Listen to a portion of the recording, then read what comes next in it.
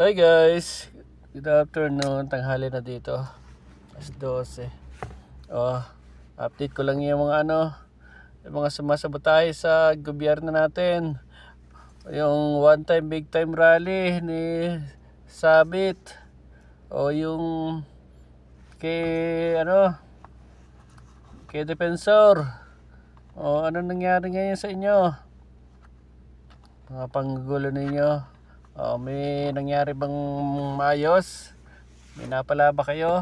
O kulong, singongo, yung nagkapakalat ng masamang kwento sa Pangulo sa pagkakasakit. O may napala ba kayo? O Jason sa kasi man ang mga utak ninyo. Yung pinagtatanggol nyo doon sa Netherlands. Doon sila nagrarally. Binabantay yung tatay nila na nakakulong. Bakit ba nakakulong yon? Sa daing kasalanan. Diyos ko, hindi ba kayo mamumulat pa? Mamulat na kayo. Na ang daming politikong maayos. Ipatronize nyo. Huwag lang yung pamilya na yan at wala mangyayari sa pamilyang yan. Tandaan nyo. At iba ang kinikilingan ng mga yan. Kung sila hindi nagpakita ng pagsandig sa China na yan, baka pwede pa nga kaming mga dating humanga sa kanya. Hindi eh. 6 na taon tayong pinahirapan yan.